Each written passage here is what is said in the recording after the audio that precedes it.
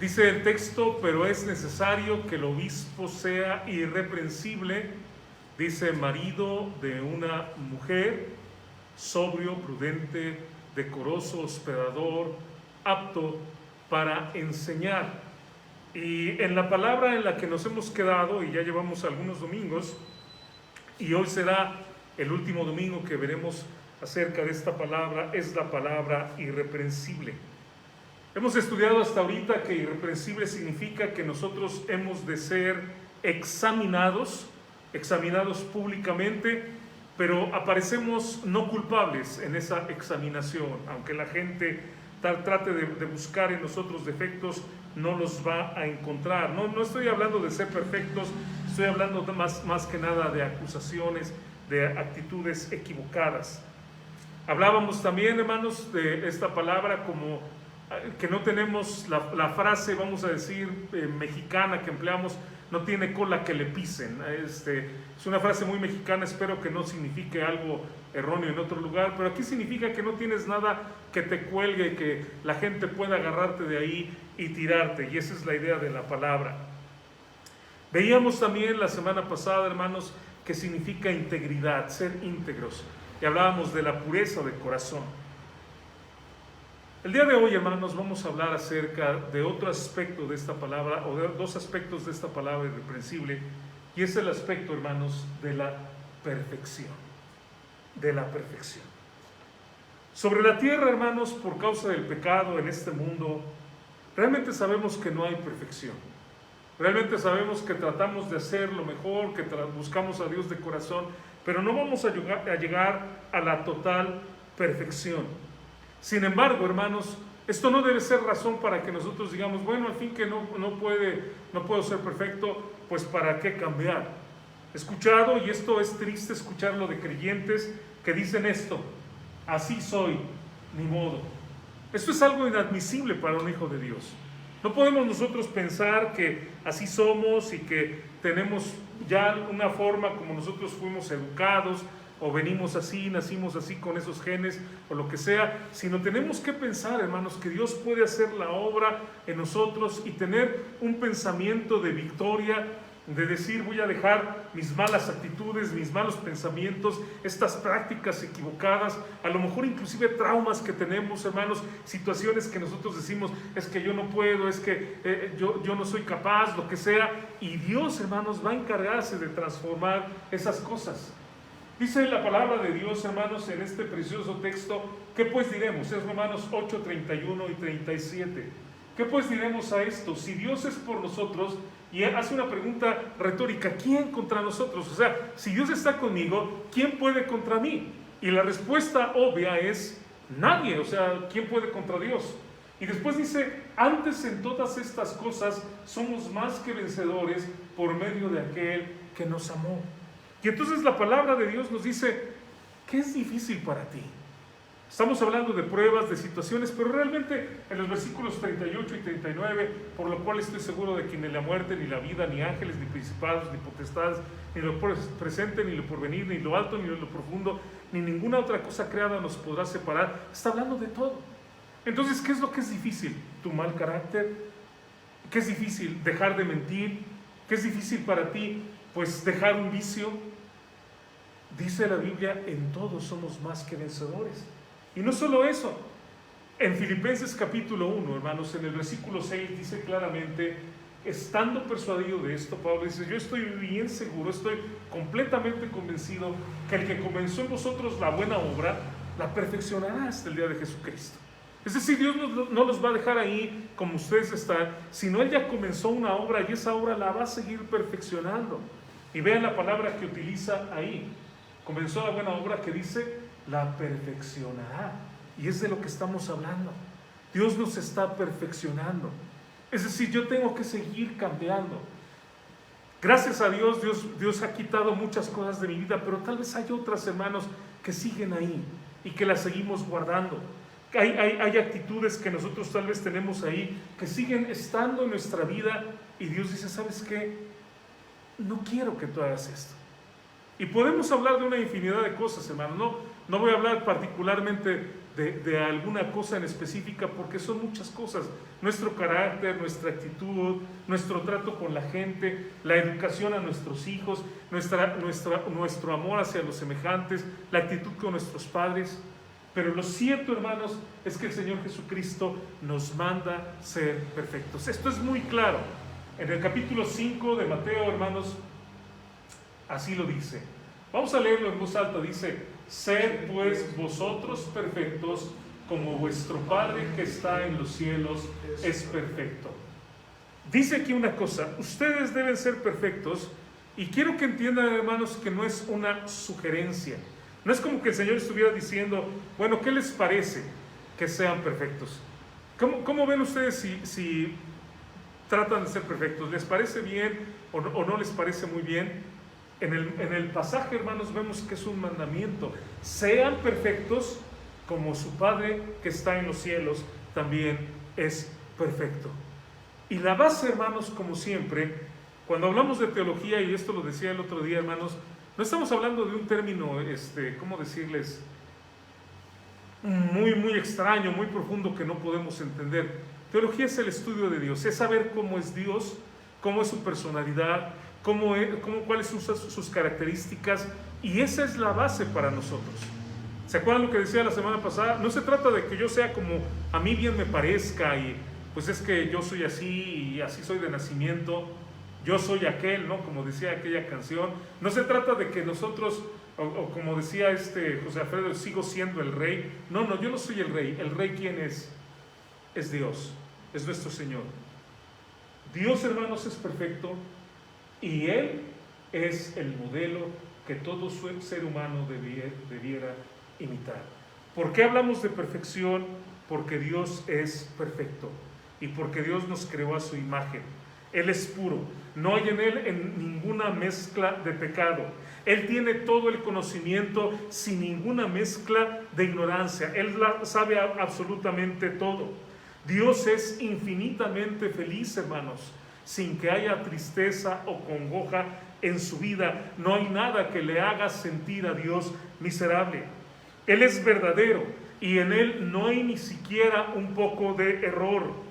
Él es bendecido en todos sus caminos y no hay maldición alguna que pueda afectar a Dios. Aunque la gente trata de maldecirlo, aunque hay personas que maldicen a Dios, ¿saben qué? No lo pueden maldecir. Sus maldiciones no pueden llegarle a Dios. Él es bendito por los siglos de los siglos. Y la palabra de Dios es primera de Juan, dice ahí Juan, es la primera carta de Juan, hermanos. Y en la primera carta de Juan dice de la siguiente manera: este es el mensaje que hemos oído de Él y os anunciamos. Y dice: Dios es luz y no hay ningunas tinieblas en Él. En el idioma original, hermanos, la idea es que no hay ni una pizca de tinieblas. Es como cuando usted toma sal para ponerle al guisado y toma una pizca, ¿verdad? Un poquito nada más, porque un poquito de sal hace que todo tenga sabor. Y el texto originalmente dice: en Dios no hay ni una pizca de tinieblas, no hay absolutamente nada. Dios es completamente santo y por lo tanto es el modelo para que nosotros seamos iguales, seamos santos. Ahora, la perfección en el nombre, hermanos. Decía hace un momento que no podemos nosotros pensar en una perfección absoluta en esta tierra como la de Dios. Pero en griego y en hebreo, hermanos, o en hebreo y en griego, en el Antiguo Testamento está la palabra tamín. Esta es la palabra que tengo aquí en hebreo. Y en el Nuevo Testamento la palabra griega teleios, hermanos. Estas son las dos palabras que se utilizan en la Biblia para hablar acerca de perfección. Ahora, cuando la Biblia habla de perfección, refiriéndose al hombre, hermanos, habla en varios sentidos. Una actitud ética, recta, es decir, yo hago lo que es correcto. Pero también perfección, tanto en hebreo como en griego, para el hombre, hermanos, habla acerca de alguien que es maduro. Uno de los problemas que yo he notado muchas veces, hermanos, y a lo mejor Luis estarás de acuerdo conmigo, hay hermanos que no tienen una madurez mental. Y hay una serie de problemas a veces porque no llegan tampoco a una madurez espiritual, porque en su mente, hermanos, hay una falta de madurez. Algo que el otro día platicaban algunos pastores, hablando de esto, decía un hermano de un caso de un pastor que hizo alguna cosa, y decía: a lo mejor es necesario que cuando alguien vaya a ser candidato para pastor se someta a un examen psicológico, porque ahora vemos gente que quiere ser pastor o quiere ser líder, pero tiene cosas ya y no se las ha quitado. Y nadie, hermanos, le dice: ¿sabes qué? Oye, tú tienes ahí un trauma, tienes algo que no está bien.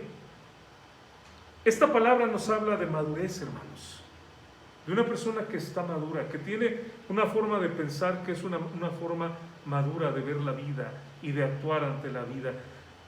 No estoy hablando de que no juguemos, no estoy hablando de que no bromemos, pero tenemos que ser serios en los momentos que tenemos que ser serios y no tener actitudes infantiles en la vida. Esta palabra también, estas dos palabras nos hablan de una integridad, lo que hablábamos la semana pasada, de virtud en la persona. Alguien podría también yo decir, hermanos, que es tan íntegro en su caminar con Dios, que ha llegado a un nivel de espiritualidad, de madurez, que pase lo que pase, no se va a apartar de Dios. Y yo no sé cuál sea su punto ahí, ¿no? Hermanos, a veces van a venir cosas difíciles a nuestra vida. Y muchos creyentes que a veces ya tienen tiempo, cuando vienen los momentos difíciles empiezan a recriminar, a reclamarle a Dios y a decirle: ¿por qué? ¿Por qué a mí? Nos olvidamos que el mismo Job, que era perfecto en todas sus generaciones, Dios le mandó calamidades y él dijo: desnudo salí del vientre de mi madre y desnudo volveré allá. Jehová dio y Jehová quitó. Y digo: sea el nombre de Jehová bendito. Pero a veces nosotros pensamos tal vez que somos más justos que Job, ¿no? Y creemos: bueno, ¿y por qué a mí me pasa esto? Y hay gente, hermanos, que cuando Dios los toca en una enfermedad, cuando Dios los toca en un hijo, cuando Dios los toca en la pérdida de una casa, de una propiedad, se apartan de Dios. Y el punto aquí, hermanos, les recuerdo al final del Sermón del Monte, Mateo capítulo 5, Mateo capítulo 6, usted recordará que al final del Sermón del Monte Jesús dijo: había dos hombres, los dos edificaron su casa, pero uno edificó su casa sobre la roca y el otro la edificó sobre la arena. Y vinieron las lluvias, y vinieron los vientos, y vinieron los ríos, y golpearon contra cada una de las casas. Pero la casa que estaba sobre la arena, dice la Biblia, fue destruida, fue grande su ruina. Pero la que estaba sobre la roca fue la casa que permaneció. Y me hace pensar, hermanos, que la vida nos va a traer esas cosas, ¿no? Estábamos hace rato orando por Ucrania, hermanos, y de veras que cuando uno lo piensa, dice, o sea, ¿cómo creeríamos que hoy en día estamos ya en un avance mental, que ya no va a haber un líder que haga lo que hizo Napoleón o lo que hizo Hitler o lo que hicieron, no sé, Alejandro en su tiempo?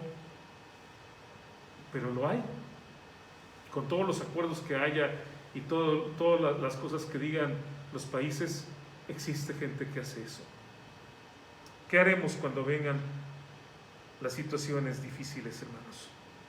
Pero otra cosa que vemos también cuando habla de madurez, hermanos, y aquí vayan a Mateo capítulo 5, porque tal vez no van a poder ver muy bien ahí la lectura, no sé si lo alcancen a ver, pero dice desde el versículo 43, oíste, dice, que fue dicho: amarás a tu prójimo y aborrecerás a tu enemigo.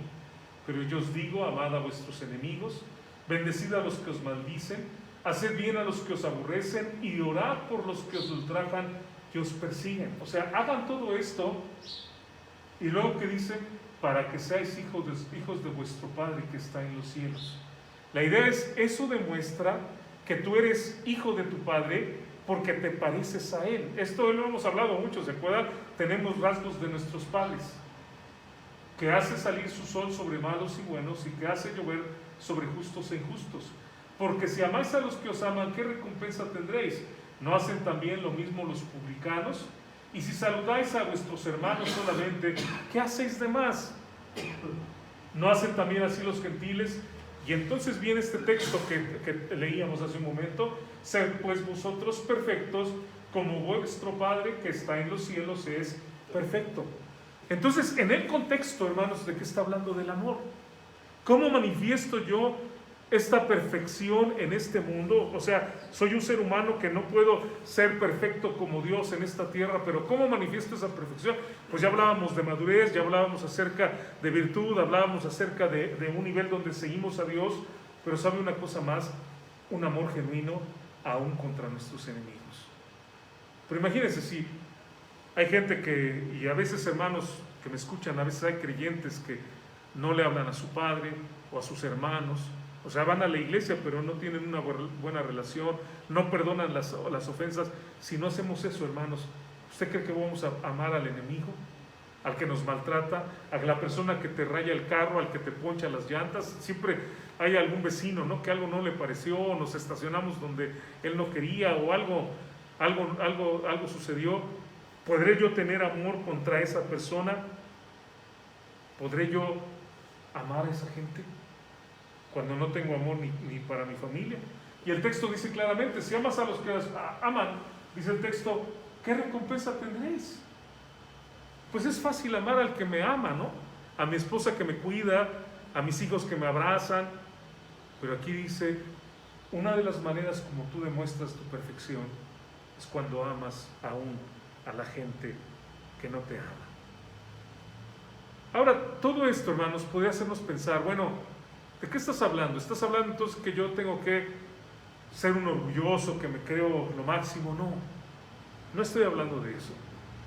De hecho, de lo que estoy hablando es que dejemos a Dios en su gracia obrar en nuestra vida. De eso estoy hablando. Sí, yo tengo que hacer mi parte, ¿verdad? Yo tengo que leer la Biblia, yo tengo que orar, yo tengo que venir a la iglesia, yo tengo que servir a Dios, yo tengo que buscar que Dios bendiga a mi familia día con día. Pero hermanos, realmente la perfección va a venir en la medida en que yo dejo a Dios obrar en mi vida. Pablo dice, y me ha dicho, bástate mi gracia. Aquí el contexto se los doy. Pablo dice que había orado a Dios 3 veces por un aguijón que tenía en la carne. Y Dios no se lo quitó. No sabemos qué. Y la semana pasada que escuchaba a Aurora y de las secuelas, Aurora, y yo creo que mi esposa te compartió que también ha tenido secuelas fuertes. Yo también. La semana pasada, de hecho, no pude dormir toda la noche porque tuve un dolor muy fuerte de cabeza de sábado para domingo, y era algo que no tenía antes, ¿no? La resequedad que me da en la garganta, son cosas que vienen como secuelas de la enfermedad. ¿Se nos irá a quitar? Yo espero en tu caso que sí, Aurora, que Dios quite todo eso. En mi caso no sé, pero dice la Biblia, bástate mi gracia. Que dice, porque mi poder se perfecciona en la debilidad. Qué curioso, ¿no? O sea, el mundo enaltece al hombre y le dice al hombre, tú puedes, tú eres un campeón, deja salir el campeón que está en ti. Dios dice, ¿sabes qué? Mi poder se manifiesta en la debilidad. Por tanto, dice Pablo, de buena gana me gloriaré más bien en mis debilidades, para que repose sobre mí el poder de Cristo. Y luego el versículo 10, hermanos, vean cómo dice, por lo cual, por amor a Cristo, me gozo, ¿qué dice?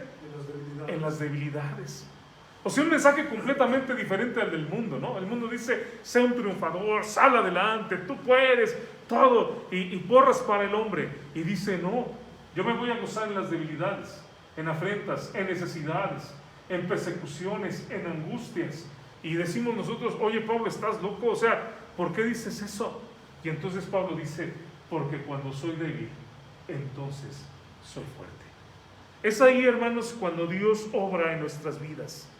No se trata de que yo me exalte a mí mismo, yo crea que soy lo máximo y vaya con la gente, diga, mira cuántos versículos me sé de memoria, y mira cuánto dinero yo doy a la iglesia, y mira, yo no he faltado, y tengo un récord de que nunca en mi vida he faltado a la iglesia. No, hermanos.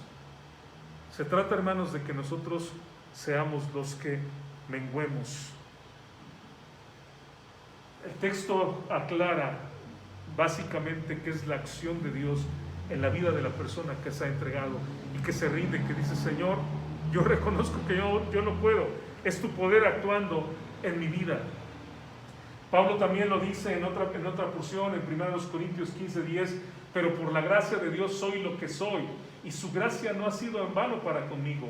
Y luego Pablo, hermanos, fíjense lo que dice: antes he trabajado más que todos ellos, pero no yo, sino la gracia de Dios conmigo. No se está exaltando y diciendo: yo he trabajado más que Pedro y que Juan y que Santiago, y he recorrido el mundo predicando el Evangelio. Dice: sí, he trabajado, pero ¿saben qué? No es por mí, es la gracia de Dios que ha obrado en mi vida. Y probablemente Pablo diciendo: si no fuera por Dios yo ni haría nada, ¿no? Yo estaría en mi casa. Dicen en inglés una expresión, Luis, que es couch potato. Couch potato significa alguien que está siempre en su reclinable viendo la televisión, ¿verdad? Y ahí sin hacer nada, ¿no? Como una papa que está ahí en el sofá, ¿no? Y piensen en esto. Tal vez si no fuera por Dios estaríamos así. Somos muy dados a, bueno, pues yo ¿por qué voy a ir a hablar a la gente? ¿O por qué me voy a levantar el domingo temprano? ¿No? ¿Por qué voy a leer la Biblia? No, a mí pónganme mis series en la tele y eso, así me la paso muy bien. Dice: por la gracia de Dios soy lo que soy. Las palabras de Juan también, hermanos, son muy prudentes en este momento cuando él dice: es necesario que él crezca, ¿quién? Jesucristo, pero que yo mengue. Se trata de Él actuando en mi vida, de Él obrando en mí, creciendo en mi vida y yo menguando. Dice la Biblia también, voy a leer un par de textos más: porque habéis muerto y vuestra vida está escondida con Cristo en Dios. Y me hace pensar que el que se ve no soy yo, ¿entienden? El que la gente ve es a Cristo. Si algo bueno la gente ve en mí, si alguna actitud buena ve en mi persona, es por la obra de Dios en mi vida. Es Jesucristo actuando en mi vida, es Él haciendo su voluntad en mi vida. De tal manera, hermanos, que entonces la gente puede leer mi vida. Algo que hemos mencionado en algún momento es que nosotros, hermanos, somos nuestras vidas, la Biblia, la única Biblia que alguna gente va a leer. Es decir, mucha gente no va a leer la Biblia. Mucha gente, aunque le regalemos una Biblia, y lo regalamos, lo hacemos, pero no la va a leer. Pero sí se va a fijar en los cristianos. A ver cómo es ese señor. A ver esa señora, ¿qué es lo que hace? Mira, no dice malas palabras. Mira, no ataca a los vecinos. Mira, se llevan bien, aman a su hijo. Lo llevan a la escuela, lo tienen bien alimentado. Mira cómo su padre lo quiere, mira a su mamá. Se van a la iglesia todos los domingos. Y Pablo, fíjense lo que dice. Nuestras cartas, ¿qué dice? Sois vosotros. Ustedes, los creyentes, escritas en nuestros corazones.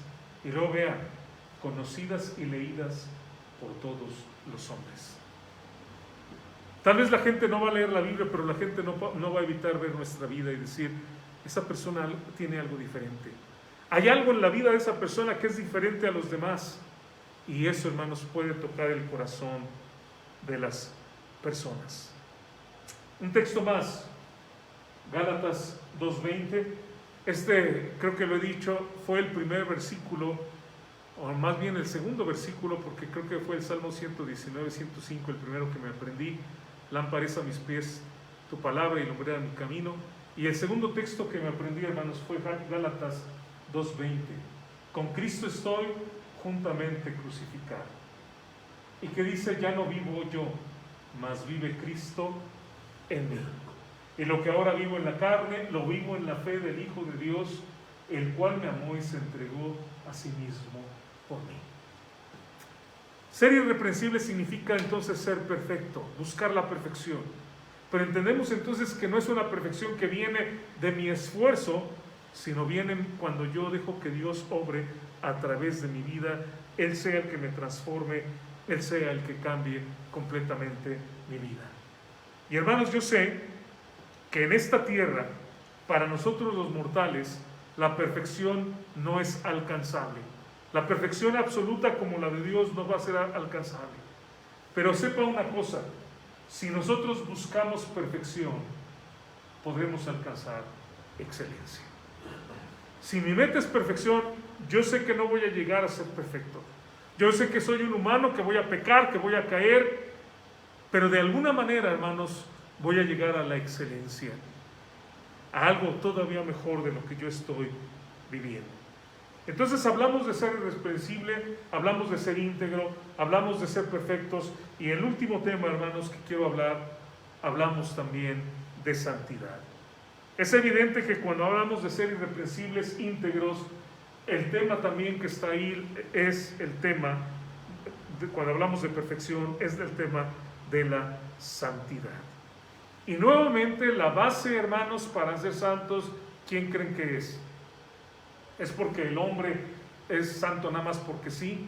No, nuevamente vamos a nuestra base bíblica, a nuestra base teológica, a quién es Dios, y entonces reconocemos lo que Dios dice en su palabra: santificaos pues y sed santos. ¿Por qué, hermanos? Porque yo, Jehová, soy vuestro Dios. ¿Y cómo es ese Dios?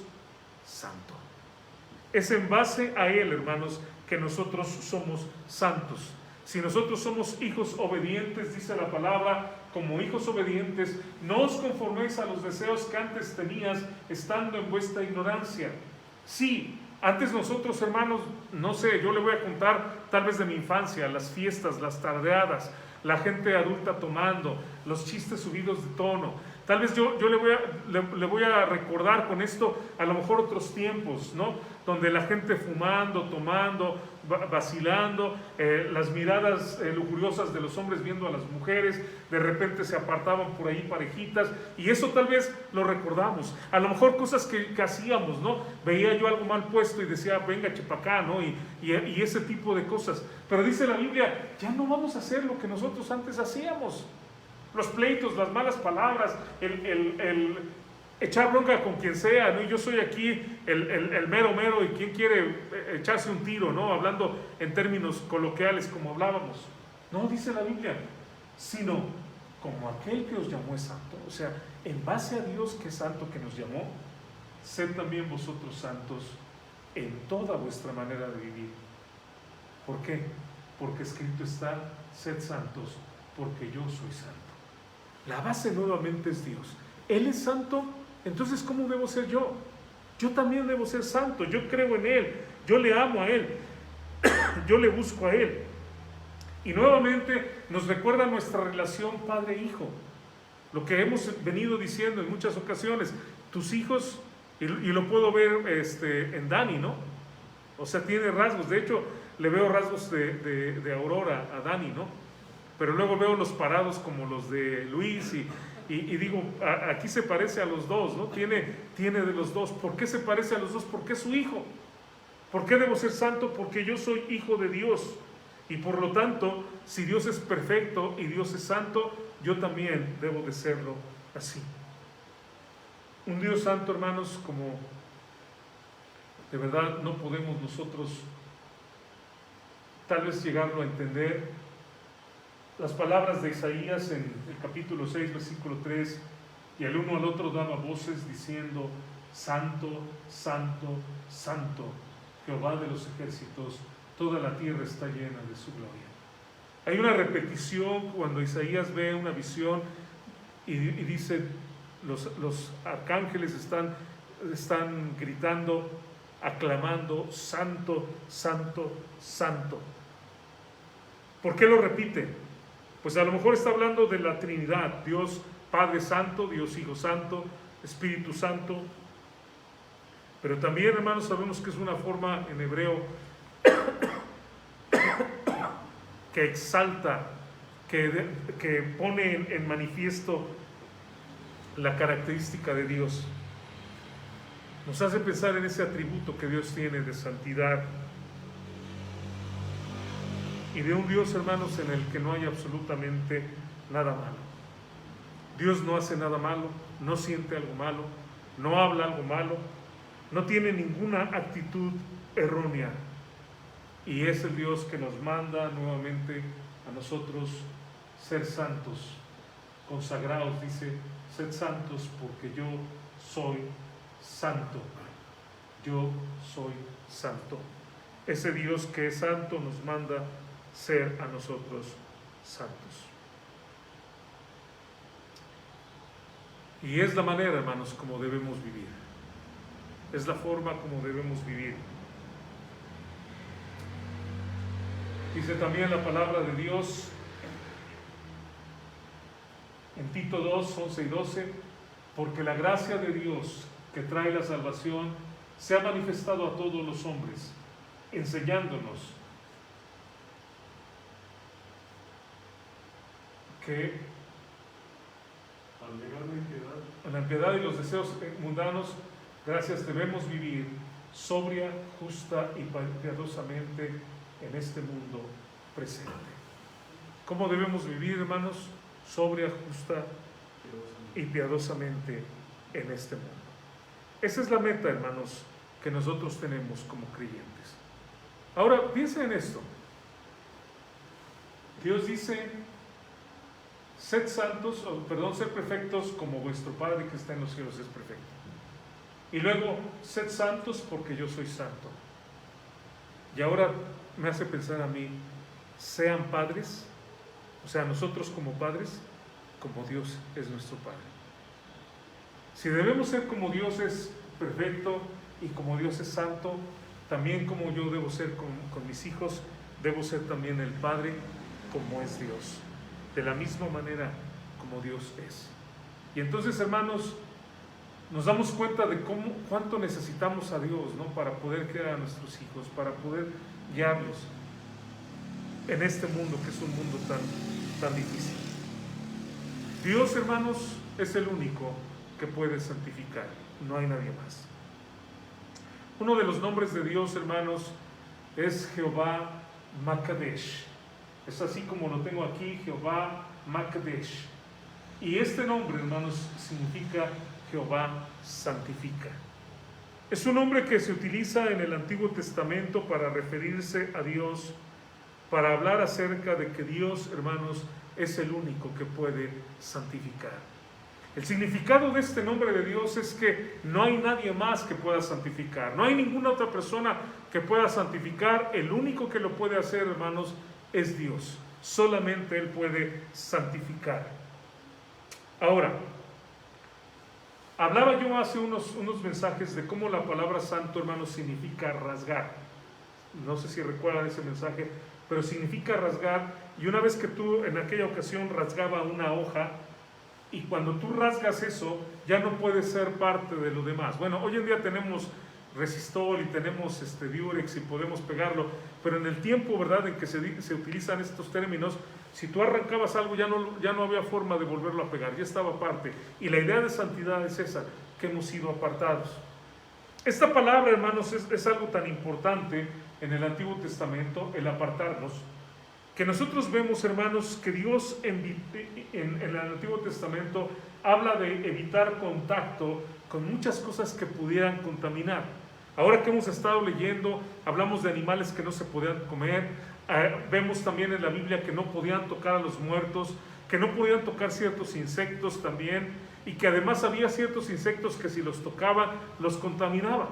Y esta idea se repite en todo el Antiguo Testamento, hermanos, de no tocar, de apartarte, de no contaminarte con todo esto. Una de las ideas que hay, hermanos, y aquí estas citas solamente anótelas y ténganlas ahí porque no las voy a leer. Pero Dios, por ejemplo, evitó el contacto con los leprosos en Números 5, 2 y 3, para que la gente no se contaminara. No debían de tocar lo inmundo. Dos pasajes que nos hablan de esto son Levítico 5, 2 y 3 y 15, 27. El libro de Deuteronomio 14, 8, Isaías 52, 11. Todos los pasajes indican que cuando alguien tocó algo que era impuro, entonces se contaminaba. El libro de Levítico, en el capítulo 7, en el versículo 21, hermanos, advierte que aquel que tocara lo impuro sería condenado a muerte. Es decir, la persona que tocaba lo impuro se contaminaba y al mismo tiempo se condenaba a muerte. Y puedo pensar yo de la misma manera en el pecado del hombre. El hombre hace lo malo, se contamina y se condena también a muerte. De hecho, Levítico en el capítulo 13 y el capítulo 14, y no lo leo porque son lecturas bastante largas que les invito a que lo busquen ustedes, pero en Levítico 13 y 14, hermanos, nos da en detalle todo lo que el hombre no debía de tocar y la condición impura, hermanos, de una persona que estaba leprosa. Cuando una persona tenía lepra, cuando tenía este hongo que es llamado también el mal de Jensen, que es un hongo que ataca la piel, hermanos, y que literalmente carcome los tejidos de la persona, una persona leprosa empieza a deshacerse su carne. Entonces un leproso con el tiempo empieza a perder la carne de los dedos, pero después pierde literalmente los dedos. Puede perder inclusive los brazos.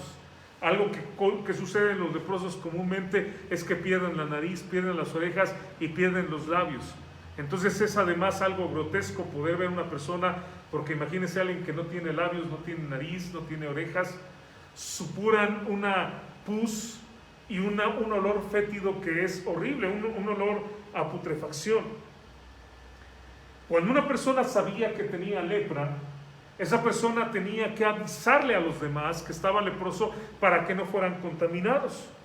Y entonces la palabra de Dios dice claramente, hermanos, en el libro de Levítico, capítulo 13, versículo 45, vean lo que dice este texto: y el leproso en quien hubiere llaga llevará vestidos rasgados y su cabeza descubierta y embozado, como estamos ahorita nosotros, embozado, pregonará: inmundo, inmundo. Algo que la palabra de Dios mandaba es que aquella persona leprosa, cuando se aproximara a la gente, normalmente vivían separados, vivían en lugares apartados, pero cuando se aproximaba a la gente, cuando tenía tal vez que buscar comida o algo que necesitaba, tenía que ir gritando por el camino: inmundo.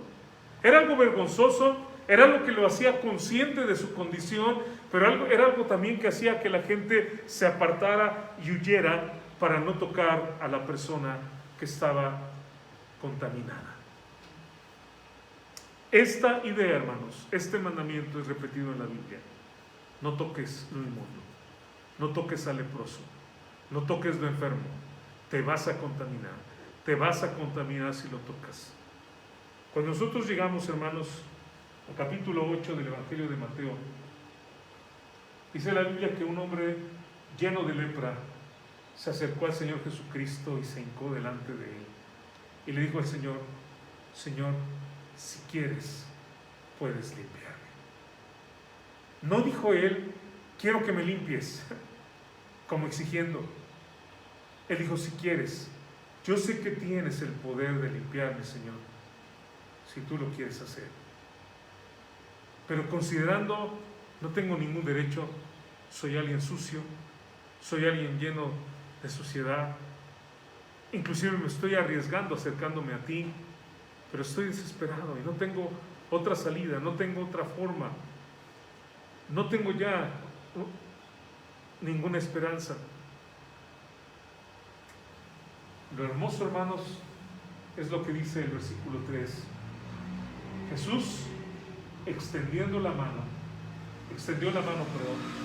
y le tocó. Estamos hablando del leproso, diciendo: quiero, sé limpio, y al instante su lepra desapareció. Es impactante esto, hermanos, porque el mandamiento era: no toques al leproso, no toques lo sucio, no toques lo inmundo. ¿Por qué había sido dado el mandamiento? Porque si alguna persona tocaba a un leproso, a alguien sucio, se iba a contaminar. ¿Por qué Jesucristo pudo tocar al leproso, hermanos? Porque Él era el único que podía tocar lo sucio y limpiarlo. Él no se iba a contaminar. Él iba a tocar al leproso sucio, lleno de lepra, y lo iba a limpiar. En el pasaje paralelo que nos habla de este incidente, hermanos, dice que estaba lleno de lepra, lo cual nos hace pensar que a lo mejor ya estaba en un estado donde ya había perdido extremidades y estaba completamente mal. Y en el pasaje paralelo: quiero ser limpio, y al instante su lepra desapareció, y dice que el hombre fue completamente limpio. Significa, hermanos, que si no tenía nariz, le brotó la nariz; si le faltaban los labios, le salieron los labios; si le faltaban dedos, le aparecieron los dedos; Y significa que la piel de este hombre, hermanos, había quedado como si jamás se hubiera enfermado, como si no tuviera ni acné ni nada. De esa manera el Señor lo había limpiado. Y ese es el poder. Por eso Jehová Mekedesh, Jehová el que santifica, el único que puede tocar lo más sucio y limpiarlo. Y ¿saben una cosa que para mí es preciosa? Ciertamente yo creo que este hombre podía brincar, ¿no?, de alegría, de poderse ver que ya estaba bien sus manos, preguntarle a la gente, inclusive ya no tener el olor en su cuerpo, aunque tal vez las garras que traía encima lo tenían, pero poder decir, ya no tengo nada de esto. Pero hermanos, ¿se imagina lo que sintió el intocable cuando Jesucristo lo toca? O sea, imagínense qué sentiría si todo el mundo lo desprecia, si cuando lo ven por ahí dicen, ay, ahí va esa persona sucia. A veces siento tristeza por gente que a veces no puede caminar o que tiene algún problema y cómo es vista por los demás, ¿no?, como menospreciada. Y cuando el Señor Jesucristo lo toca, qué bendición, ¿no, hermanos? Una bendición, pero nuevamente, hermanos, que trajo un cambio en la persona. Es decir, si nosotros somos tocados por el Señor Jesucristo, hermanos, realmente va a haber un cambio en nuestra vida. La genuina conversión, hermanos, dará como resultado verdadera santidad en la vida del creyente. ¿Por qué sé que Dios me ha transformado? ¿Por qué sé que le he entregado mi vida a Dios? Porque realmente Dios me ha limpiado. Él me ha limpiado con su sangre de todos mis pecados. Ya no estoy separado de Él por causa de mi pecado. Ahora estoy con Él. Ahora estoy separado del mundo. Ahora tengo un nuevo corazón donde amo las cosas de Dios y deseo caminar con Dios, deseo hacer su voluntad. Y ahora, hermanos, Dios me hace participar de su santidad, de su vida, de la obra que Él quiere. Esto es santidad, hermanos. Alguna gente a veces piensa que santidad es llorar, ¿no? Hay algunos grupos donde piensan que santidad es ponerse a llorar, levantar las manos, tirarse al suelo, aplaudir porque el predicador está diciendo cosas muy bonitas. No, hermanos. Ahora, no estoy en contra de que alguien llore o que inclusive alguna persona muestre alguna expresión de euforia o de gozo, pero eso no es santidad. Cerrar los ojos cuando cantamos no es santidad, hermanos. Santidad, que es la vida, hermanos, que agrada a Dios. El caminar en mi vida diaria, en toda mi manera de vivir. Cuando voy al trabajo, cuando voy en el camino, cuando estoy en la casa, es realmente la imagen de Dios en mi vida. Cuando Dios se manifiesta en mi vida de tal manera que la gente puede ver la imagen de Jesucristo en mi vida. Dice la palabra de Dios en Efesios capítulo 2:10, porque somos hechura suya, creados en Cristo Jesús, en Él hemos sido creados nuevamente para buenas obras, dice el texto, las cuales Dios preparó de antemano para que anduviésemos en ellas. Es cuando yo vivo una vida que le agrada a Dios, haciendo la voluntad de Dios. Cuando respeto yo la palabra de Dios, cuando yo anhelo vivir para Dios, cuando yo busco, hermanos, que mi vida sea una vida que agrade en todo momento a mi Dios. Dice el texto, Romanos 8:29, hablando de la predestinación, ¿verdad? Dios predestinó, hermanos, el modo de salvación, que es arrepentimiento y fe, el medio de salvación, que es el Señor Jesucristo, no hay otro, y la meta de la salvación. ¿Cuál es la meta? Para que fuesen hechos conforme a la imagen de su Hijo. No es algo que nada más Dios quiere para el pastor o para un hermano. Es que Él sí debe ser la imagen de Cristo. Es para todos los creyentes en el Señor Jesucristo ser esa imagen de nuestro Señor Jesucristo. Santidad es el respeto por Dios y su palabra. Es el anhelo habitual de vivir de acuerdo con los principios de Dios, lo que enseña la palabra de Dios. Y quiero que vayamos a al libro de Josué, hermanos, capítulo 24. Porque quiero que veamos que la santidad, hermanos, debe ser una característica esencial de la familia. Y ya empezamos el día de hoy a leer el libro de Josué. Todavía vamos apenas en el capítulo 5, pero llegaremos aquí, hermanos, a 24. Usted recordará las palabras del versículo 15. ¿Se acuerda de esas palabras del versículo 15? Dice en Josué 24, 15: y si mal os parece servir a Jehová, escogeos hoy a quién sirváis. Ustedes escojan a quién van a servir, sea los dioses a quienes sirvieron vuestros padres cuando estuvieron al otro lado del río, o a los dioses de los amorreos en cuya tierra habitáis. Pero Josué toma una determinación y él dice: pero yo y mi casa serviremos a Jehová. Mi decisión es servir a Dios. Lo que yo voy a hacer es servir a Dios. Eso es lo que yo he propuesto, y como líder también mi familia va a servir a Dios. Si ustedes quieren hacer otra cosa, están en su derecho, pero yo voy a decidir, he decidido, y voy a llevar a mi familia para que nosotros sirvamos a Dios. Pero fíjense cómo en el versículo 26 dice: y escribió Josué estas palabras en el libro de la ley de Dios, y tomando una gran piedra la levantó allí, debajo de la encina que estaba junto al santuario de Jehová. Hizo, hermanos, una conmemoración de esto. En el versículo 23, un poquito antes, dice: quitad pues ahora los dioses ajenos que están entre vosotros, e inclinad vuestro corazón a Jehová Dios de Israel.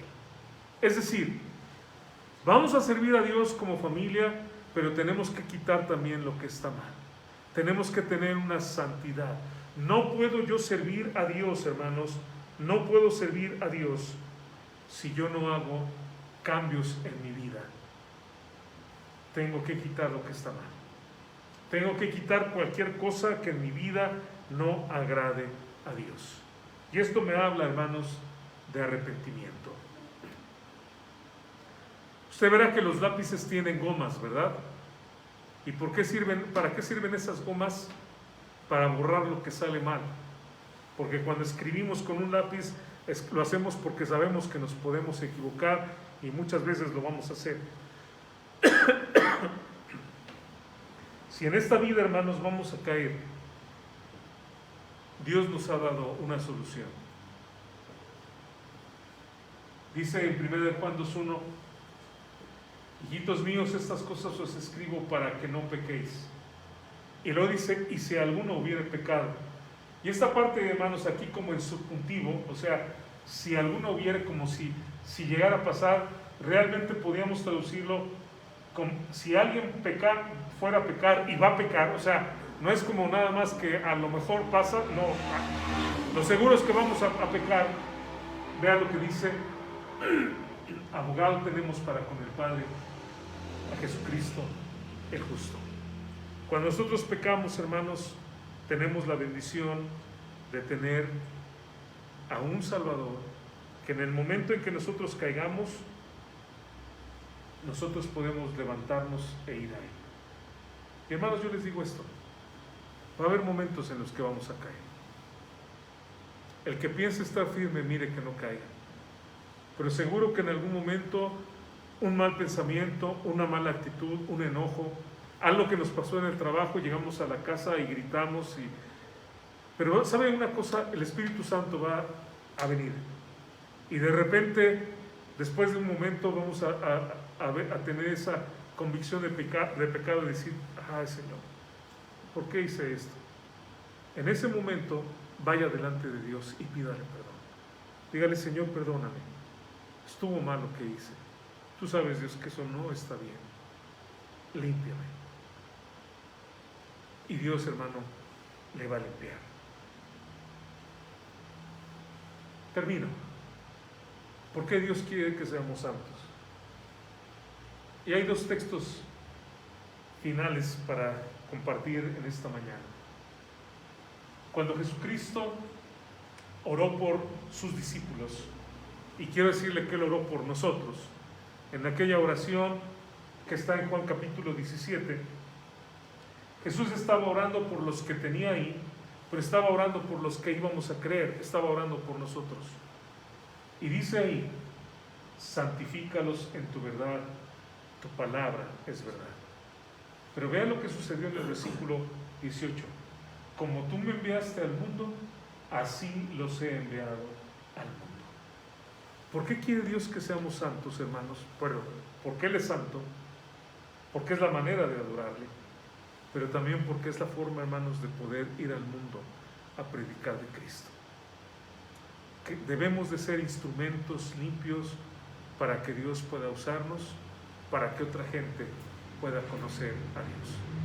No es solamente nosotros, no es solamente una cuestión egoísta, orgullosa, basada en nosotros mismos, sino es porque a través de nuestra santidad, hermanos, Dios nos va a poder usar para que la gente conozca a Dios. A lo que he venido orando los jueves, hermanos, he venido pidiendo a Dios que Dios nos ayude, porque yo siento, y a lo mejor dicen, hermano, pues los sentimientos, que es una expresión nada más, pero yo siento, yo pienso, yo percibo, hermanos, que Cristo ya viene. Y si en el tiempo de Pablo lo sentía muy cerca, ahora yo lo siento más cerca. Y la verdad no sé cuántos años nos quedan, hermanos. Todo lo que está pasando me hace pensar que ya se está acelerando el tiempo para que el Señor Jesucristo venga a este mundo. Y si Él viene, hermanos, que Él nos encuentre sirviéndole, que Él nos encuentre viviendo vidas santas para Él, porque sabemos, hermanos, que Él viene también por nosotros. Ser irreprensible, entonces, y la semana entrante vamos ya a movernos a las siguientes características del pastor, pero ser irreprensible, hemos visto todo un panorama en estas semanas.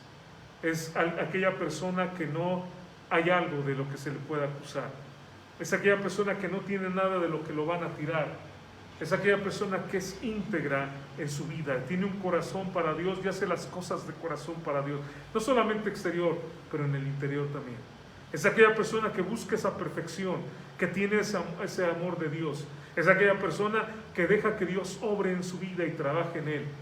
Y es aquella persona que tiene una vida santa y también, por supuesto, guía a su casa, hermanos, a vivir esa santidad. Que Dios nos ayude, hermanos, para que así sean nuestras vidas. Oremos.